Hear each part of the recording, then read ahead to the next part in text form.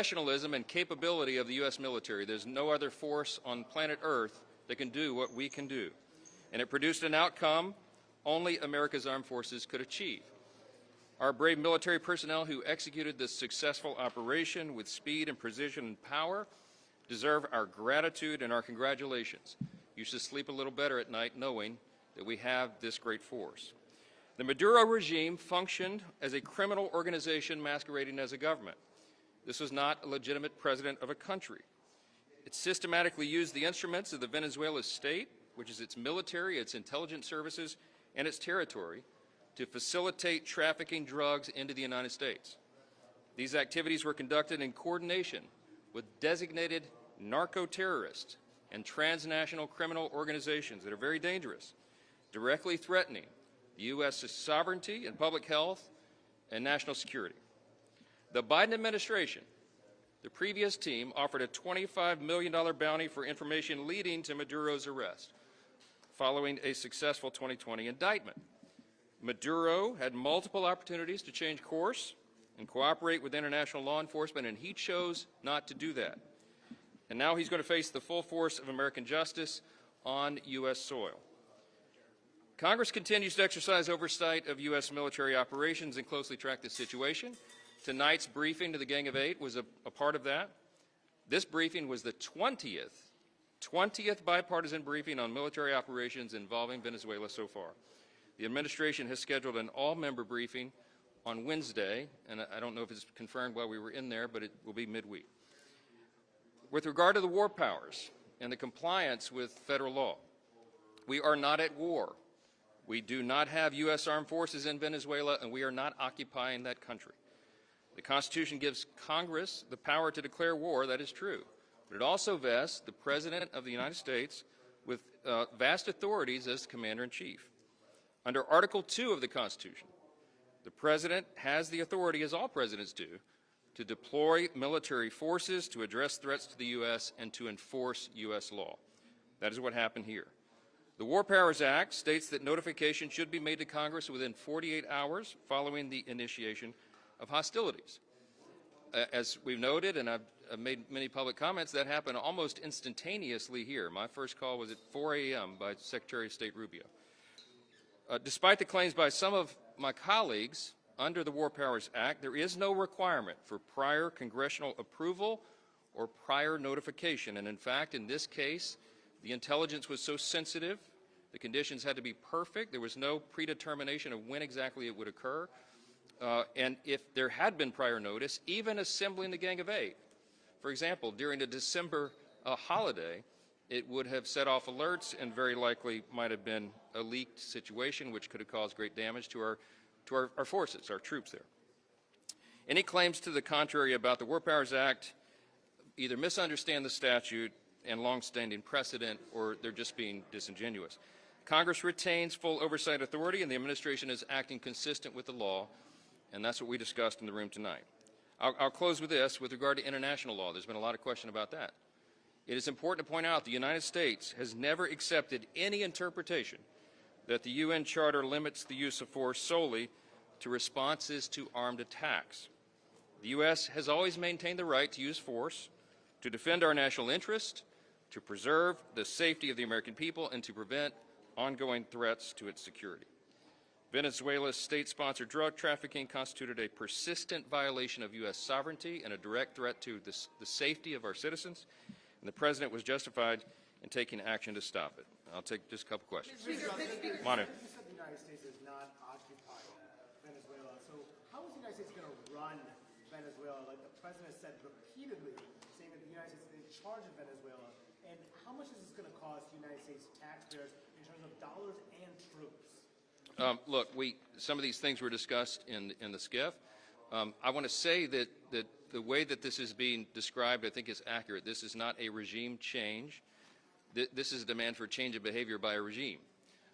The interim government is stood up now, and we are hopeful that they will be able to correct their action. They cannot participate with narco-terrorists and very dangerous international criminal organizations that harm and target Americans, frankly, and traffic all of these dangerous drugs into our country, that do all this great harm to our country. They cannot continue that activity.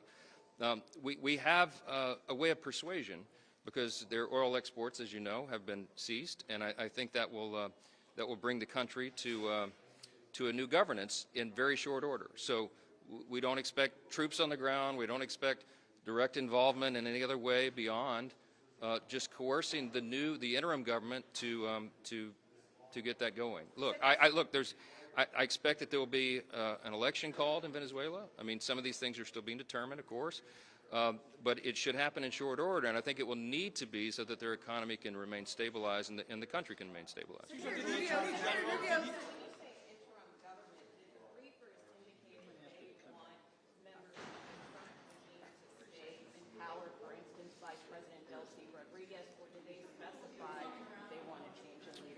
Look, this is still developing right now, obviously. This has all just happened within the last couple of days, and so there are more questions ultimately about how it resolves probably than answers at the moment, but that's to be expected. We took out a serious threat. We removed a serious threat in terms of an arrest, an indictment, then an arrest, and now bringing to justice, again, in America, on our soil, of someone who is doing great harm to our country. And we need the country of Venezuela now. The people cheering in the streets, elated by this outcome, as you've seen, they now can have that freedom in Venezuela again. They have vast natural resources, as you know, and if they act accordingly and as a good partner in our hemisphere, they will have a very bright future, and we're all very hopeful for that. I know the people of Florida in particular who feel this so acutely have been having parties in the streets because they know what this means. And there were Floridians in the briefing here, most notably the Secretary of State, who understands these issues and those dynamics as well as anyone. Look, I can tell you, as Speaker of the House, as the person who's in charge of defending Article I powers, I'm just going to insist to you that those have not been traversed in any way by what happened here. The President used his authority under the law. He did so in a way that caused no casualties on the American side, and got the job done with exquisite intelligence and extreme precision that can only be done by the U.S. That's why we are the world's great and last superpower, and we stand for justice, and you're going to see that meted out here. It's overdue, and everyone will be safer because this has happened. So stay tuned for the further developments. Will you be discussing this with President Trump tomorrow during your retreat, sir?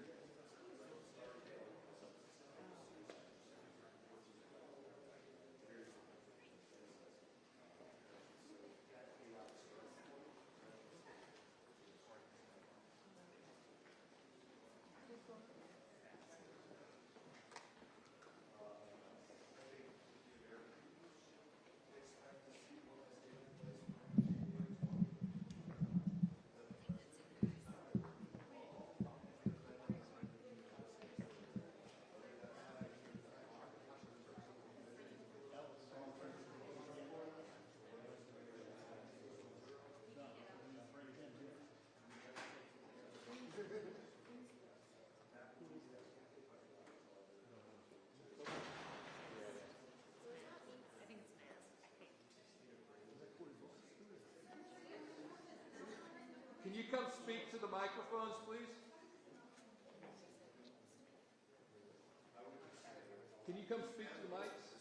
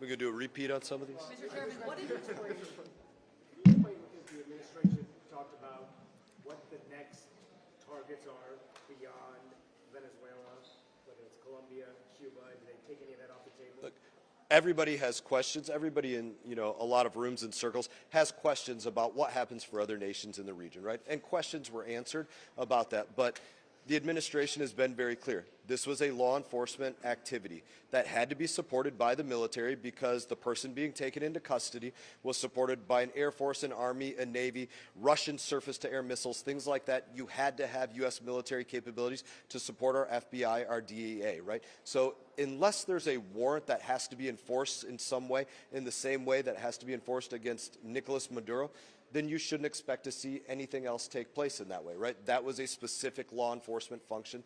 That's what was conducted. It was lawful, and law enforcement functions will take place in the future. Mr. Chairman, who does the administration, the briefers say is running Venezuela right now? Right now, the previous vice president, now acting president, Delcy Rodriguez, is there running the country.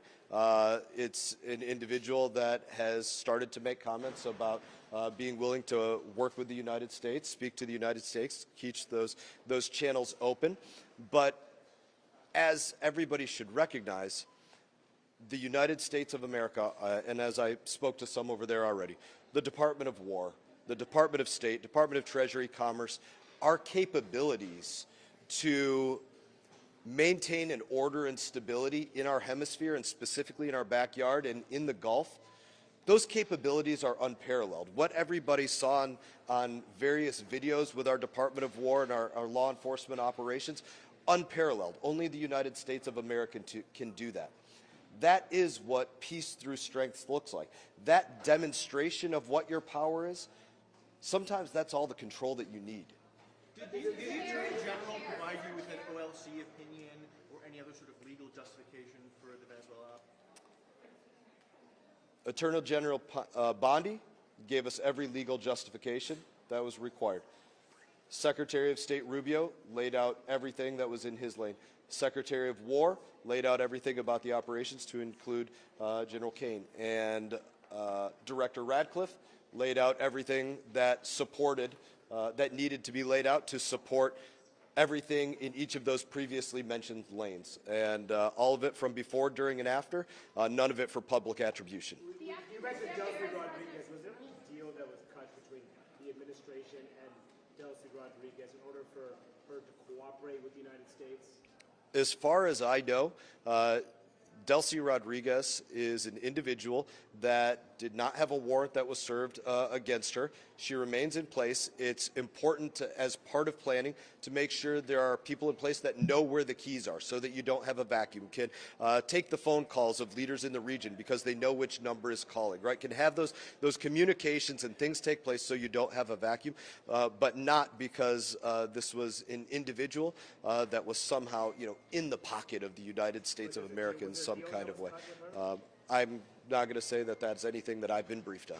Mr. Chairman, did the briefers explain what their intentions are and how they plan?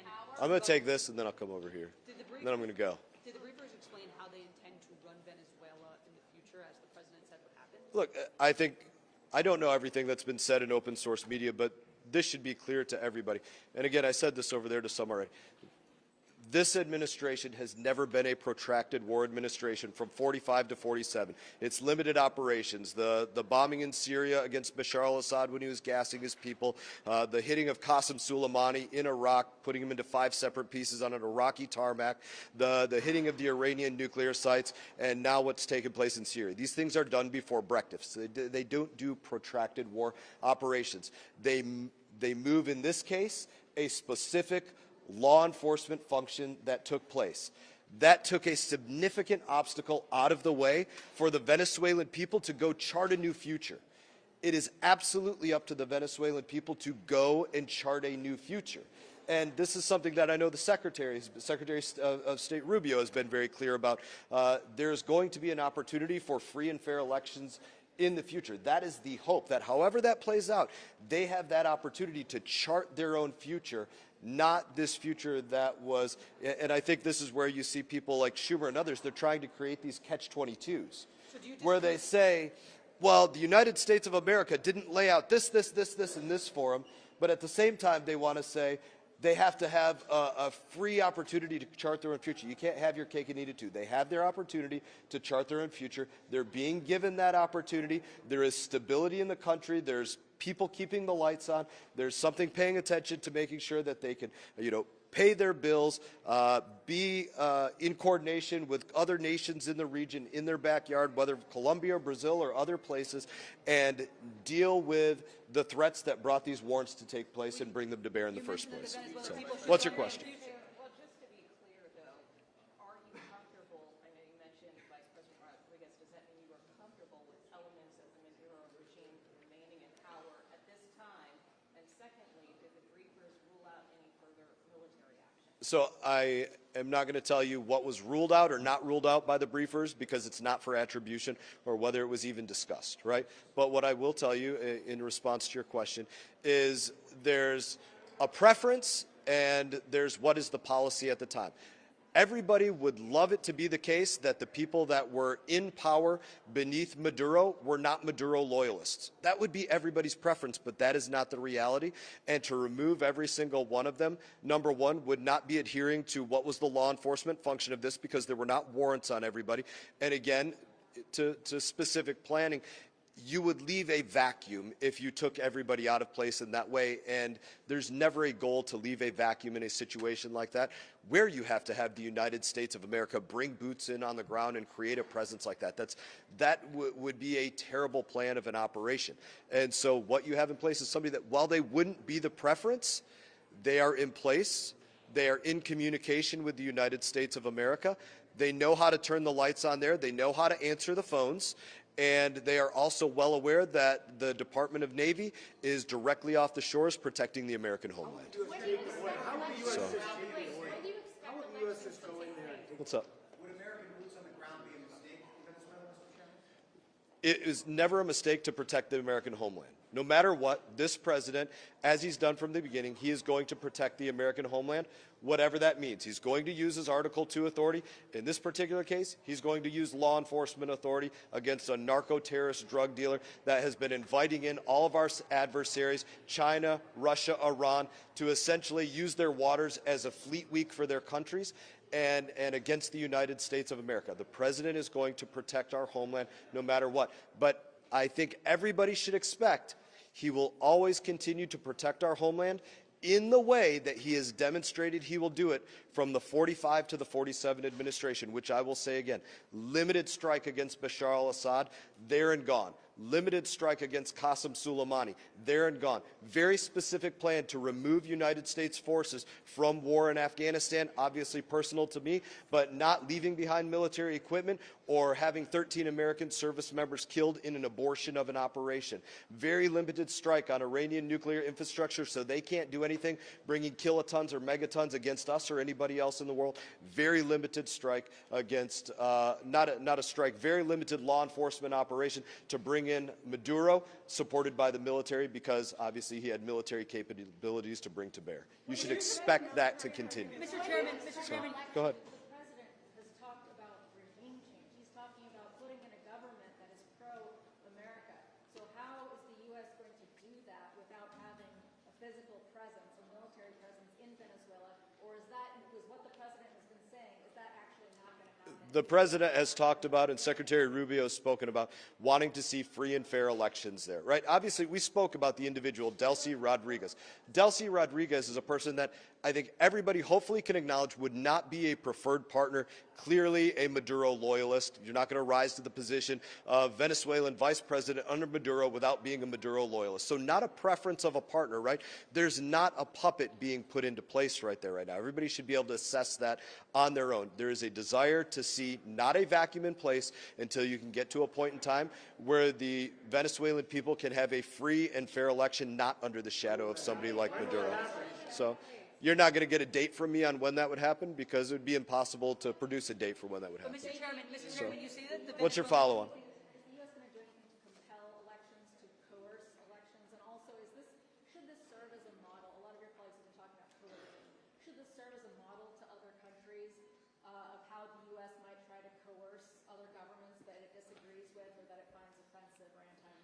I don't really care if the word is coercion, intimidation, assessment, or anything else. This administration has taken a very important term, full weight and power of the United States of America. That's an important term that every other country and their intelligence assets assess. What is the full weight and power of the United States of America? And they're putting real meaning into that. And so whether our Ford Carrier group is in the waters directly off Venezuela or having a shore leave in Miami or whether they're across the world recognizes our capabilities. What they are against Russian-sold weapon systems, what they are against Chinese-sold weapon systems, and everything else. The capabilities that we can bring to bear, they recognize it in a very limited way based upon what they see on video. That is peace through strength. They recognize what can be brought to bear. They recognize what relationship with the United States of America looks like. It should be laughable that anybody looks at the globe and says, yeah, I want a future for my people that looks like that of Russia, Iran, North Korea, and Venezuela, those alliances and how they align with China. That's the future we want for our people versus that of the United States of America and our allies like Israel and Australia and Japan and our NATO and EU partners. It should be laughable that anybody should want anything different.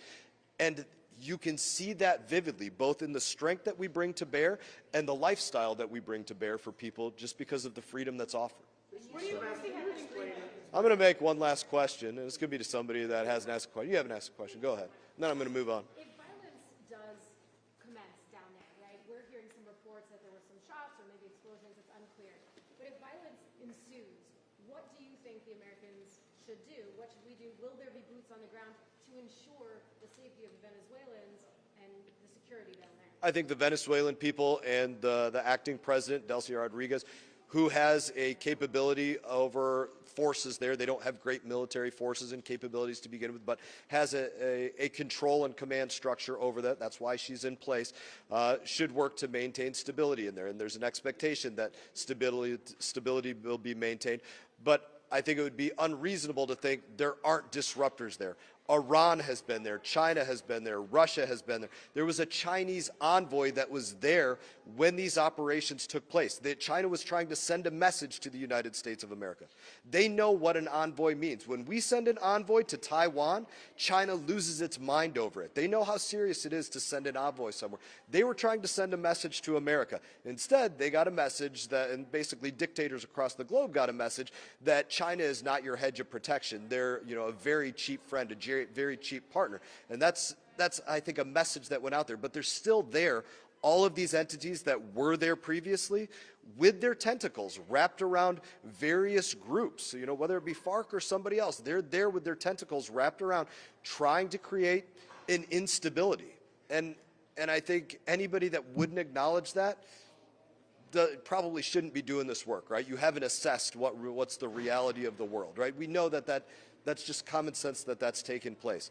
So the acting VP will hopefully work against that and be able to, the acting president rather, will hope to be able to work against that and provide a stability until they can get to the point that the country can have free and fair elections and chart a hopeful path for the Venezuelan people, one that doesn't send drugs and enemies to the United States of America, one that doesn't allow Hezbollah to fester directly off our shores and work to use it as a base for espionage and kinetic operations against the United States of America, if that's what they wanted to do, and one that's not destabilizing to the other partners in the region, like Brazil and like Colombia and others, but one that becomes a hope. And I think they have that opportunity. That's what the president has created there by bringing this person to justice, is the opportunity for hope. I wish you all the best. Thanks, guys.